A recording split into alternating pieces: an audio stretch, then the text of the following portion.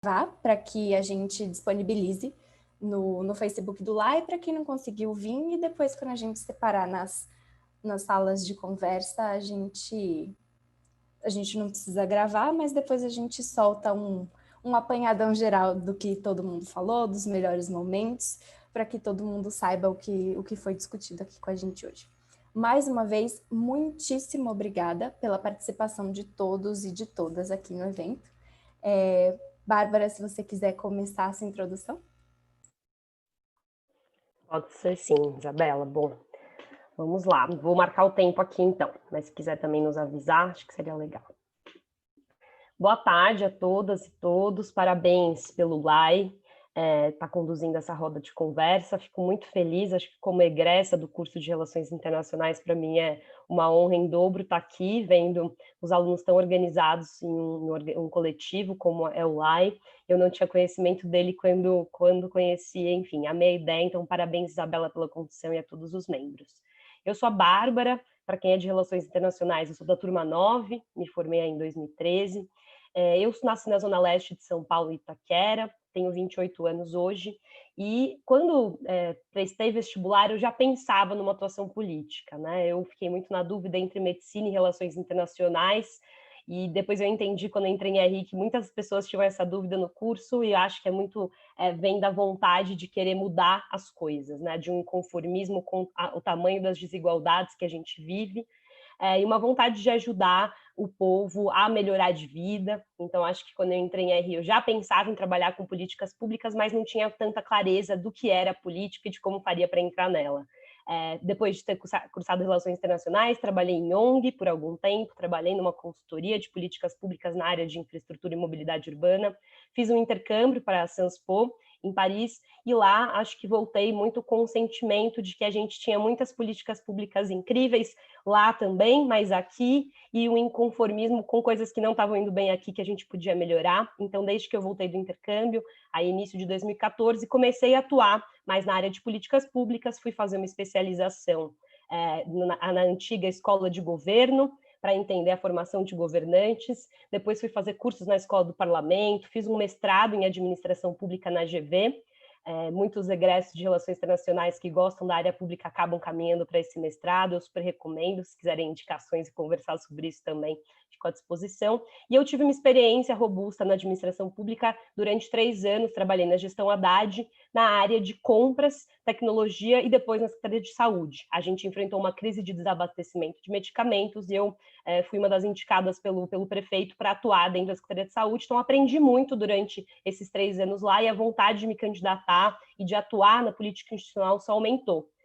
Namorei a ideia de me filiar a alguns partidos durante os anos aí de 2016, 2017, finalmente, depois da eleição de Bolsonaro, para mim foi a gota d'água, e decidi então me filiar ao PDT, partido que eu estou hoje, e estou lá 1 ano e meio, ajudando a construir. Eu acho que de início queria reforçar a importância da construção partidária, a importância da gente lutar pela construção dos movimentos. Eu sou presidenta do Ecotrabalhismo, movimento ambientalista do partido, faço parte da ação da mulher trabalhista, e como candidata mulher e jovem, acho que trago aqui, né, a representação da diversidade que a gente precisa. A gente tem uma Câmara Municipal que ainda tem uma baixa representatividade de mulheres, e daqui a pouquinho vou poder falar um pouquinho mais das minhas propostas, mas sempre considerando a importância de eleger mais mulheres para que a gente, mulheres, possa estar representada no próximo ano aqui na Câmara Municipal. Para uma abertura a isso, que deu meus 3 minutinhos. Obrigada, Isabela. Muito obrigada, Bárbara, pela sua introdução. Flávia? Olá, Isa, obrigada pelo convite, é um prazer estar aqui com todos vocês. Eu também vou colocar o relógio aqui para não passar dos 3 minutos. Só um instantinho. Bom, Nossa, eu tô apanhando nesse relógio. Você avisa, Isa, quando estiver Eu aviso, faltando chegando. 1 minuto, pode deixar. Tá. Bom, para aqueles que ainda não me conhecem, eu sou a Flávia Balaguarda, eu sou advogada, atuei, enfim, a decisão de fazer direito veio de muitas dúvidas, também queria muito, estava na dúvida entre a RI e direito, mas o direito ambiental e os direitos humanos acabaram me chamando muito para isso. Hoje eu tenho 32 anos, sou mestre em Política e Sustentabilidade pela Universidade de Birmingham, na Inglaterra, onde eu morei por uns 3 anos e meio, 4. E eu fui atrás de um grande sonho quando eu fui para lá. Eu acabei trabalhando como garçonete por um tempo, enquanto eu fazia voluntariado em várias organizações. Acabei fazendo uma vaquinha online para conseguir arrecadar dinheiro para poder pagar meu curso lá.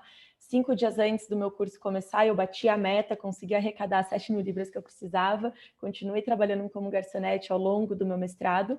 E a minha tese de mestrado em política e sustentabilidade, que foi o tema que eu estudei, foi muito em justiça climática, que é um tema muito novo aqui no Brasil. Lá fora isso já é um pouco desenvolvido. Em 2018, eu voltei para o Brasil com uma vontade muito grande de desenvolver esse tema aqui.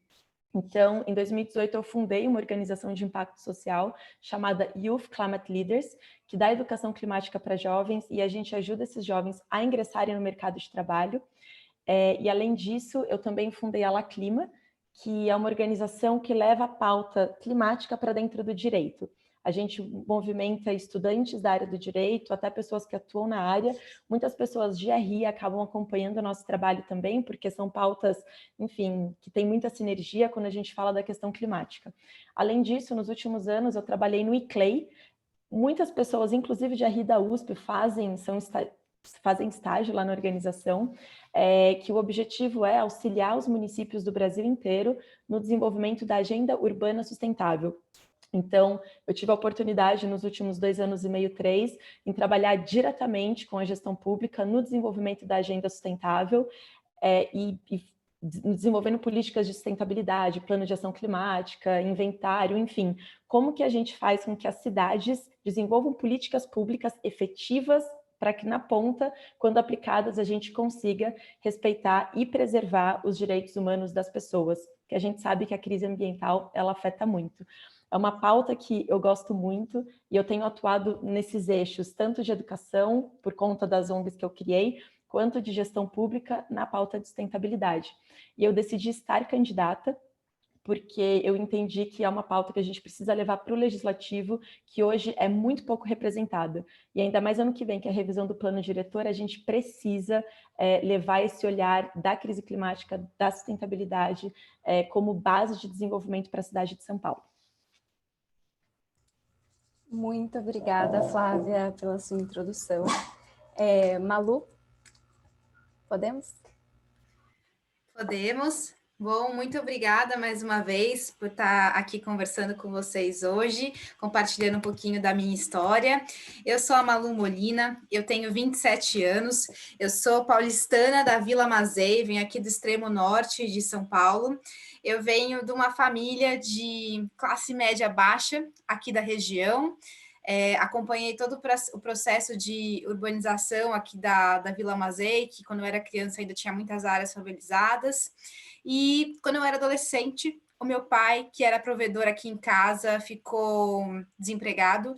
E foi uma época muito difícil, uma época em que o que a gente gostaria, o que deveria ser dos jovens estarem se preparando para construir um futuro, estarem estudando, eu tive que sair para trabalhar. E eu me desmotivei muito dos estudos. Eu tinha bolsa na época em uma escola particular aqui da região, mas eu não me via naquele espaço, eu via que eu estava muito atrás dos colegas e achava que eu estava querendo ser metida besta de fazer faculdade. Então, eu trabalho desde os 14 anos, fora de casa, só que sempre fui correndo atrás de um emprego com carteira assinada, vivi de bicos toda a minha adolescência, e quando eu consegui essa oportunidade foi quando a minha vida e meu olhar para o mundo começou a mudar. Aos 17 anos, eu consegui um emprego como vendedora de roupas na Galeria do Rock, e essa oportunidade me fez voltar a sonhar com a faculdade. Eu, pelo menos, tive pais que sonharam isso para mim. Eles não conseguiram se formar, mas sempre me motivaram muito a não desistir. E quando eu consegui esse emprego, eu fui atrás de uma bolsa de estudos e eu consegui através do projeto social chamado Educar para a Vida, que eu faço parte até hoje. E aí eu me matriculei na FMU, na época, no curso de moda. Eu pensei, o que eu sei fazer? Que será que eu posso, que tem a ver comigo? Na época era moda, porque tudo que eu tinha trabalhado até então tinha a ver com costura, com vendas de roupas, e eu me imaginava muito nessa área. Só que, por que minha vida começou a mudar? Porque eu comecei a acessar a cidade. Eu comecei a conhecer realidades muito diferentes das que eu tinha aqui na Vila Mazei.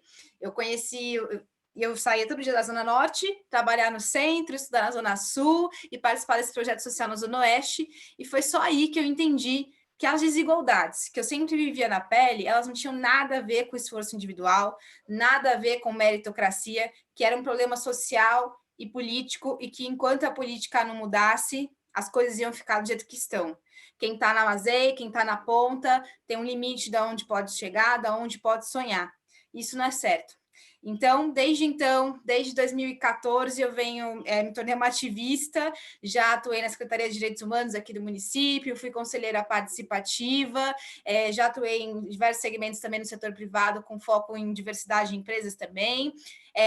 Eu já fui candidata em 2018, o que mais me motivou foi fazer parte do Renova BR, Movimento Acredito, e entre outros movimentos que tinha uma galera mostrando que dava assim, para a gente ocupar esse espaço e fazer as coisas de um jeito diferente. E desde então, desde 2018, eu, sem apoio nenhum, sem experiência, consegui quase 18 mil votos, e desde então eu tenho trabalhado com a deputada federal Tabata Amaral, coordenadora do mandato dela, e saí recentemente para me candidatar a vereadora, porque se eu tinha alguma dúvida, hoje eu tenho certeza absoluta que dá sim para fazer política diferente, que traga mais impacto e mais oportunidades para a periferia. Eu acho que meu tempo acabou e depois a gente conversa mais. Muitíssimo obrigada, Malu, por compartilhar com a gente a sua trajetória. Samuel, está por aí? Oi, gente, boa noite. Bom, boa tarde. Eu estou muito feliz de estar aqui com vocês. Estou num lugar um pouco improvisado. Eu desejo que todo mundo se candidate um dia para passar por uma experiência de ter que trabalhar 16, 17 horas por dia em locais totalmente diferentes. É uma boa experiência, assim. E eu nasci numa família de interior, no interior de Minas Gerais. Comecei a trabalhar com 6 anos, lavando copos num bar. Eu, com 9, brinco que fui promovido, virei vendedor de uma casa de ração. Vendi ração de cachorro, de gato, de papagaio, até os meus 17 anos. Então, quem estiver precisando de consultoria aí em como escolher ração de cachorro, como dar banho no gato, pode me procurar também. E tive a sorte de nascer numa família que apostou muito na educação e que fez com que eu saísse da estatística dos jovens negros. Assim, consegui uma bolsa de estudos com 12 anos, fui estudar na melhor escola da cidade. Isso foi o que me trouxe para São Paulo, onde eu vim fazer engenharia. No meio da graduação, eu percebi que os problemas que eu queria resolver não eram problemas matemáticos, mas eram problemas sociais, e a engenharia não estava sendo suficiente. Então, eu tomei uma decisão um pouco radical, mas no terceiro ano da graduação, quando os meus amigos estavam indo fazer intercâmbio e eu não tinha grana, eu decidi que eu ia fazer um intercâmbio aqui no Brasil e me mudei para dentro de uma ONG que chama Educafro. Eu morei lá durante um ano, um pouco mais de um ano e meio, quase um ano e meio, e fui o coordenador do setor de políticas públicas dessa ONG durante esse período. Assim, foi imersão mesmo. Acho que talvez foi a minha escola de gestão pública e política, não tenho dúvida disso. A Educafro é uma ONG que existe há mais de 40 anos, lutando por inclusão social e racial no ensino superior. E depois desse período lá, eu entendi que o nó do Brasil estava na política e para a gente transformar a política, a gente tinha que trocar os políticos, assim. E foi assim que eu me mudei para o Movimento Acredito. Em 2018 e 2019, eu fui o coordenador nacional desse movimento, apoiei 28 candidaturas de 13 estados diferentes, das quais 4 foram eleitas, todo mundo eleito pela primeira vez. E nessa época, eu entendi que a gente tinha acumulado conhecimento suficiente para eleger alguém vereador aqui em São Paulo em 2020. O meu ponto é que das 28 pessoas que eu apoiei, 13 eram negras, e nenhuma delas foi eleita. Então, foi por isso que eu decidi que em 2020 eu ia com certeza apoiar uma candidatura negra. Durante uns 3 meses, eu procurei alguém que já tinha decidido se candidatar para ver se eu podia apoiar essa pessoa. Isso ainda em 2018, né? Eu não encontrei ninguém. E em janeiro de 2019, decidi começar a montar a minha pré-campanha. Isso foi o que trouxe a gente aqui hoje com um pouco mais de 400 voluntários que estão mobilizando a nossa campanha, fazendo com que ela chegue mais gente. Isso foi o que fez a gente montar as nossas propostas. A gente montou uma jornada de inclusão que vai desde a primeira infância, passa pela educação básica e vai para o acesso ao emprego, pensando em toda a jornada das pessoas que nascem em situação de pobreza e extrema pobreza aqui em São Paulo. E isso é o que vai fazer a gente entrar na Câmara Municipal. Então, se para todo mundo que está assistindo aqui, se tem um convite que eu faço é que vocês, saindo daqui, comecem a se engajar nas campanhas que vocês acreditem. O único jeito da gente vencer a barreira da renovação política é com vocês aí que estão assistindo a gente, multiplicando conteúdo e sendo voluntárias e voluntários dessas campanhas. Assim. Então, vamos que vamos. E uma honra estar aqui com vocês e conheci mais data hoje também, fiquei muito feliz. Show, muito, muito obrigada, Samuel. Muito obrigada a todos vocês pelas introduções. Como a gente falou no próprio lançamento do evento, candidaturas extremamente inspiradoras, né, que fazem a gente gostar de votar. No dia 15, a gente vai votar com certeza, assim, um de vocês com muito gosto, né? Então, vamos à parte das propostas para São Paulo. Agora, cada um de vocês terá 5 minutos. E para quem chegou mais tarde, durante a fala introdutória dos candidatos, depois de que cada um deles falar 5 minutos sobre as propostas para a nossa cidade, a gente vai dividir vocês em 4 salas do Zoom diferentes para que a gente possa ter uma conversa mais intimista com cada um dos candidatos, que vocês consigam conhecer realmente cada um deles durante 10, 12 minutos ali nas salas do Zoom. Então, voltando para a mesma ordem, Bárbara, eu vou cronometrar o tempo e eu vou falando para vocês quando faltar 1 minuto, tá bom? Tá certo, vamos lá. Bom, acho que eu, quando decidi que me candidataria, tinha muito claro que o maior tema que me incomoda são as desigualdades no plural, né? E acho que aqui a gente teve algumas falas que já tocaram na questão das desigualdades, seja desigualdade racial, de gênero, de renda, territorial. Então, a gente tem muitas desigualdades. Tem um dado que me choca, que é quando a gente pega o mapa da desigualdade da Rede Nossa São Paulo, que é produzido todo ano, inclusive vai ser lançado a nova edição na semana que vem. A gente tem que quem nasce em Cidade de Tiradentes vive até, em média, 57 anos, enquanto quem nasce em Moema, Jardins, vive 80 anos. Essa desigualdade abissal sempre me deixou muito inconformada e com vontade de atuar para reduzir, né? E então sempre tive a redução das desigualdades como um princípio norteador. E acho que por ter cursado relações internacionais, pelas experiências que eu tive, o tema da eficiência na gestão pública e do alinhamento aos objetivos do desenvolvimento sustentável também eram coisas que me instigavam a pensar como a gente pode melhorar as políticas públicas. Esses 3 temas hoje eu trato como norteadores de uma campanha, assim como a gente fala da defesa da democracia, da defesa dos valores dos direitos humanos, né? Então estou tratando como princípios norteadores. Agora, falando especificamente das propostas, eu tenho aí 2 grandes bandeiras. A primeira delas é saúde mental e a segunda, desenvolvimento inclusivo e sustentável. E eu explico um pouquinho por que eu escolhi cada uma dessas bandeiras e quais são minhas propostas para cada uma delas. O tema da saúde mental na minha vida, acho que ele tem uma influência muito grande. Para quem está me acompanhando, eu venho militando pelo tema da saúde mental, não é de hoje, porque eu tenho dentro de casa 2 casos muito graves. A minha mãe, ela tem um diagnóstico de transtorno bipolar e sofre com episódios severos de depressão, como no dia de hoje, ela teve um episódio de internação esse ano, e não é fácil conviver com alguém em depressão, né? Quem aqui, às vezes, não conhece ninguém, acha que a depressão não necessariamente é uma doença, que pode ser um estado deprimido. Sim, pode, muitas vezes, mas a gente tem casos de depressão severa, e minha mãe, ela perdeu tudo.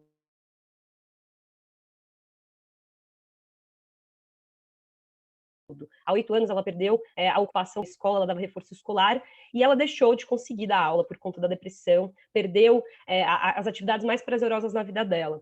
E quando eu olho por parte de pai, a gente tem aí na família do meu pai vários casos de dependência química. O meu pai, ele é usuário de crack, já passou aí por mais de 23 internações ao longo da vida, foi preso, não é fácil, mudou para uma cidade no interior de São Paulo para ver se teria uma vida mais saudável, e tem muitos discursos, né, que criminalizam a posição de quem é dependente químico, e não é fácil, gente. Eu sei porque, assim, vejo meu pai desde que eu nasci, ele já era dependente químico, começou a usar com 10, 12 anos de idade, na época na maconha, cheirando cola, e foi fazendo uso de outras substâncias, e de fato ele tem muitas consequências danosas na vida, seja na saúde física, na saúde mental, tudo que ele deixou de fazer. Então eu escolhi o tema da saúde mental, venho lutando por ele, e do ponto de vista de proposta, estou trabalhando com 3 eixos. O primeiro é falar em promoção e prevenção da saúde mental dentro da cidade. Para aí, a gente precisa falar, por exemplo, sobre a criação de um plano municipal de prevenção do suicídio que esteja dialogado com as escolas. A escola tem um papel fundamental quando a gente fala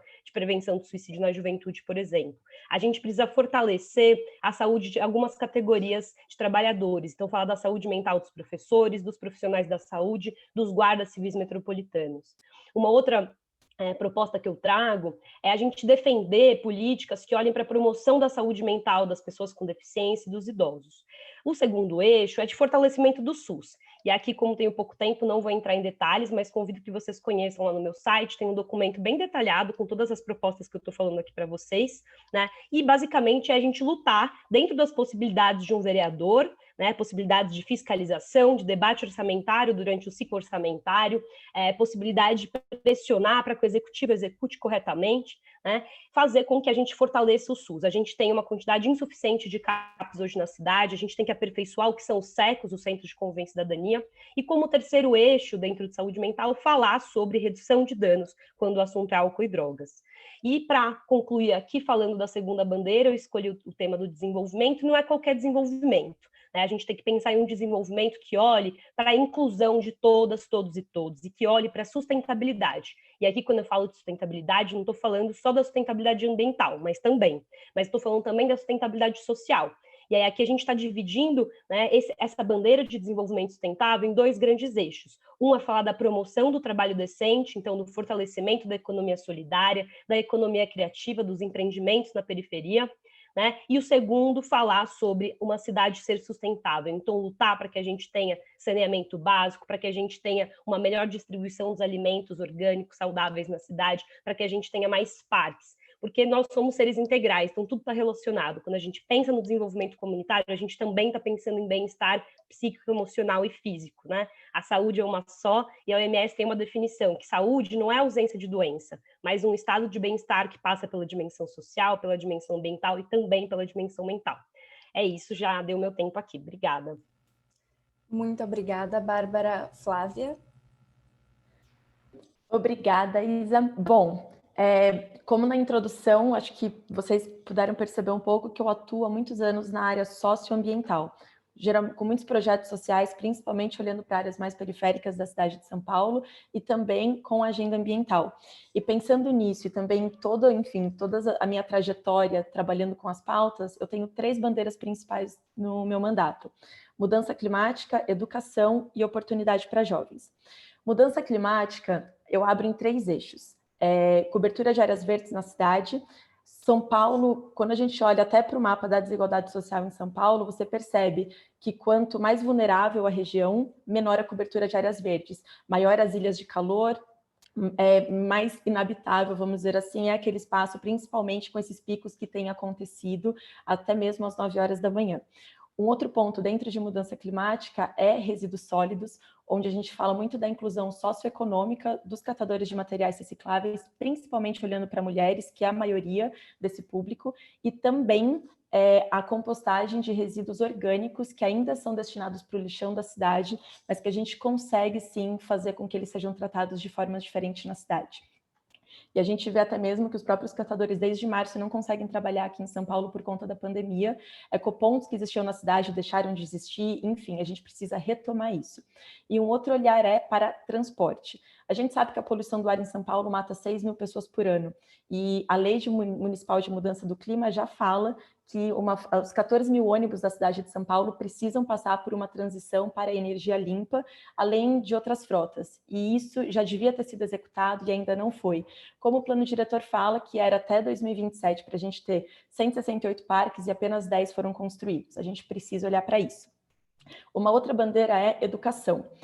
Como eu já trabalho há muitos anos com a pauta da educação, tem 2 frentes principais. Uma olhando para os professores, que o legislativo consegue sim fazer com que os professores da rede municipal consigam ter mais alicerce para o desenvolvimento do trabalho deles, ainda mais agora nesse momento que estamos online e a volta da escola, como isso vai acontecer ano que vem. A gente precisa olhar muito para a evasão escolar, que aumentou muito por conta da pandemia, e como que a gente, junto com assistentes sociais, enfim, com toda uma estrutura da prefeitura, a gente consegue trazer esses jovens para dentro da escola, novamente, e também o desenvolvimento de habilidades socioemocionais no currículo escolar. O mercado de trabalho do futuro, que já está batendo na nossa porta, pede novas habilidades que ainda não são ensinadas nas escolas. A gente precisa estimular mais criatividade, a gente precisa trazer educação financeira, educação política. Já existem algumas legislações falando disso, mas infelizmente ainda elas não são aplicadas. E a gente precisa forçar isso um pouco mais pelo legislativo para que o executivo consiga colocar isso no currículo, principalmente das crianças. E oportunidade para jovens, a gente tem 2 frentes principais, uma olhando para empregos verdes. Eu costumo dizer que a gente está no momento de uma bifurcação. Ou a gente segue o modelo Revolução Industrial de ser no desenvolvimento de sociedade e acaba entrando num colapso sem volta na cidade, ou a gente opta por um desenvolvimento sustentável. E esse desenvolvimento sustentável, ele é muito plausível de ser desenvolvido aqui em São Paulo. Os empregos verdes, que são aqueles empregos que emitem menos CO2 na atmosfera, em várias áreas, em vários setores, eles já aquecem muito o mercado internacional, como, por exemplo, painéis solares. E São Paulo é uma potência para isso. Se a gente consegue trazer isso para dentro com mais força, a gente gera muito mais emprego e a gente consegue fazer com que São Paulo caminhe para um desenvolvimento sustentável. E uma outra proposta dentro de oportunidade para jovens é que dentro do meu mandato vai ter um conselho jovem. Serão jovens por meio de processos seletivos de todas as zonas de São Paulo, nas suas diversidades, para que durante os 4 anos acompanhe o desenvolvimento dos projetos de lei no legislativo, participem das tomadas de decisão, para que a voz dos jovens de São Paulo estejam ali no desenho das políticas. E além disso, também, quem sabe, esses jovens eles não se inspiram para daqui 4 anos a gente tem mais e mais jovens querendo se candidatar, entendendo que eles também fazem parte da política. Na minha campanha, a gente já está com mais de 350 voluntários super engajados. Eu convido todo mundo aqui a fazer parte também e ajudar a gente a construir essa campanha. E além disso, na minha campanha, a gente está fazendo uma compensação de carbono. Então, todo o material que está sendo emitido, impresso, a gente está fazendo um cálculo para entender quantas árvores precisam ser compradas para que a gente faça o offset, né, a compensação de carbono. A gente já plantou ontem a nossa segunda árvore, vão ter mais 2 árvores ao longo da campanha para a gente fazer a compensação. Eu convido todo mundo aqui também a participar desses plantios que estão sendo bem legais. Muitíssimo obrigada, Flá. Malu, por favor. Obrigada. Estou muito contente, para começar a fala, de ver que a gente está muito alinhado. Vejo que é prioridade para todos os outros candidatos o enfrentamento às desigualdades sociais. Eu me tornei uma ativista quando eu entendi que isso era um problema sistêmico e que esse sistema precisava mudar. Eu me considero hoje uma ativista pela igualdade social porque eu entendo que essa é uma das principais lutas do nosso século, da nossa geração. Assim como a gente conquistou, né, com muito sangue, suor e lágrimas nos últimos séculos, os direitos civis, os direitos políticos e, recentemente, no século XX, os direitos sociais, está na hora da gente conquistar a igualdade de oportunidades, que é tão importante para o funcionamento pleno da nossa democracia. A gente vive uma crise da democracia, não só no Brasil, em São Paulo, mas também no mundo, com a ascensão de regimes populistas ligados à extrema-direita. Eu, como cientista política de formação, quando eu vejo que muitos trouxeram sua formação, sua experiência para justificar seus programas, suas propostas, tenho observado que parte disso é uma resposta de insatisfação às promessas que a democracia não cumpriu, que tem tudo a ver com a crescente crise das desigualdades. Desigualdades, como já foi dito, sempre no plural.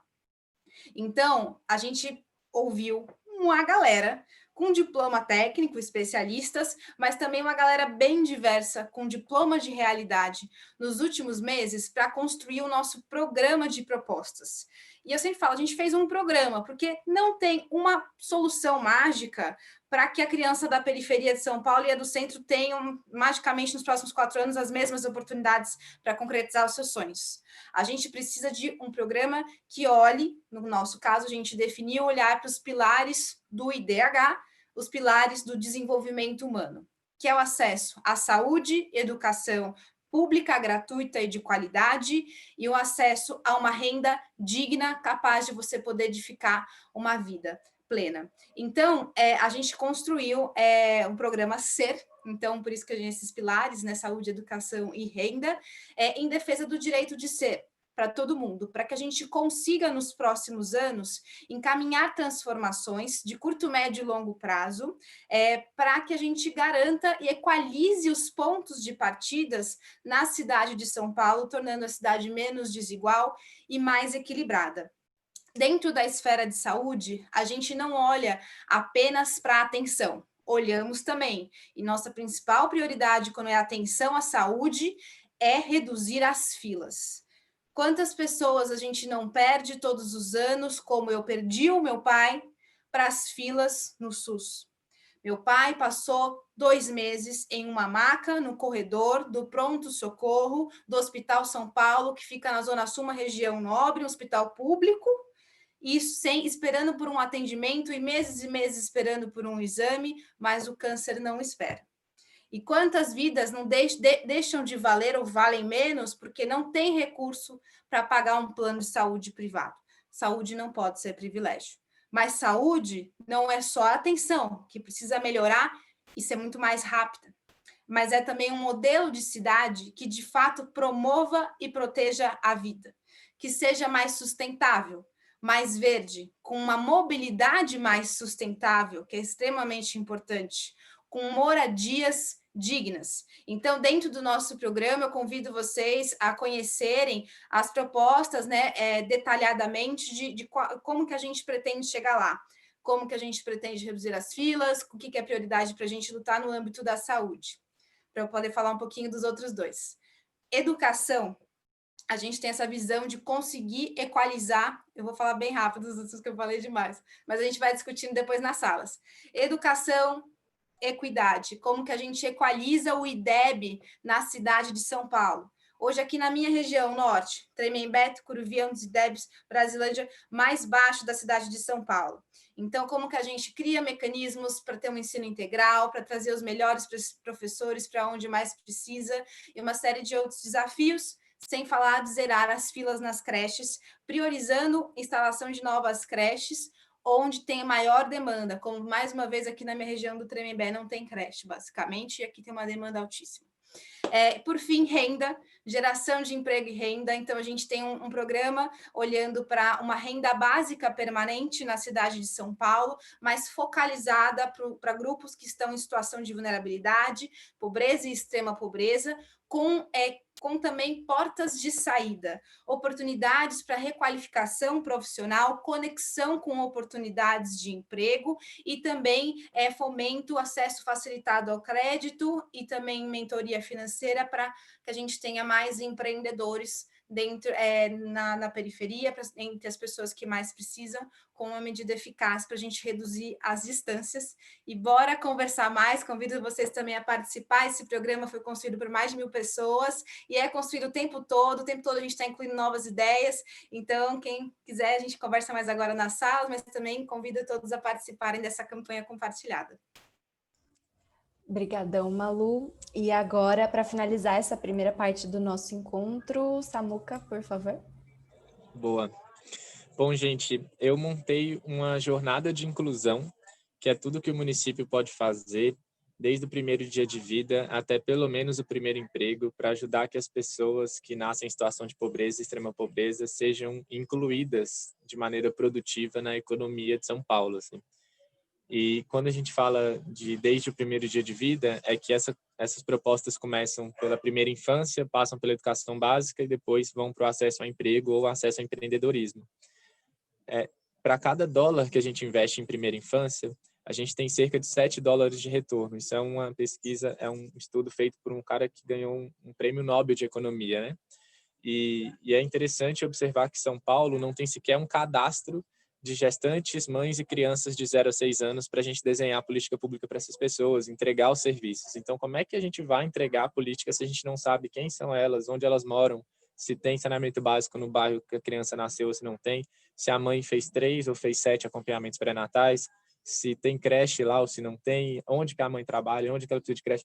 Então, são muitas informações que elas são muito básicas para a gente conseguir cuidar de primeira infância que não estão no município, e aí é meio vergonhoso falar, mas uma das nossas propostas é criar um cadastro único, tipo um CAD único, de gestantes, mães e crianças de 0 a 6 anos, para resolver esse problema inicial.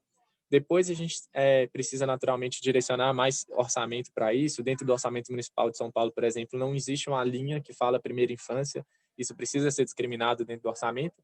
E aí a gente começa a olhar já para o que está acontecendo na educação básica, né?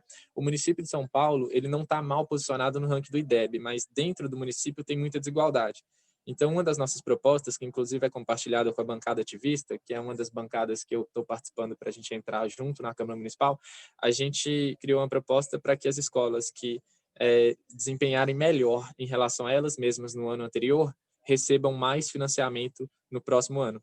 Então, a gente faz toda a comunidade escolar, diretores, pais, alunos, funcionários, tomarem decisões orientadas para o desempenho do aluno e da aluna, porque aí quanto mais essas pessoas se desenvolverem, mais a escola recebe recurso no próximo ano, né? É uma parcela do recurso, porque senão as outras ficam sem receber também. Então, tipo, uma pequena porcentagem do recurso é direcionada com esse incentivo de desempenho. E aí depois, quando um jovem ou uma jovem faz 18 anos aqui em São Paulo, não cai um emprego no colo dela. Aí fica todo mundo falando que é uma geração nem, que nem estuda e nem trabalha. Mas também o município não ajuda a pessoa a conseguir emprego ou a empreender. Então, uma das nossas propostas é criar um plano municipal de inclusão produtiva, que é o nome técnico para fomentar o acesso ao emprego e empreendedorismo. Como que faz isso, né?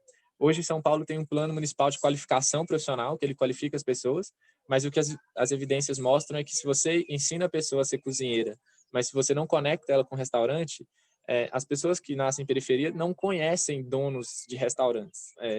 Então, ela não vai achar um emprego. E aí, o investimento do município ele é praticamente ele é ineficiente, assim, porque ela não consegue fechar o ciclo, né? Então, a gente tem que montar um plano onde a gente capacita as pessoas, orientadas para a demanda do mercado, e conecta elas com o mercado depois. A Prefeitura de Vitória está fazendo um negócio que é tipo um Tinder do emprego, que conecta as pessoas desempregadas de um lado, as vagas do outro, e conecta a pessoa, dá match com a vaga mais perto da casa dela.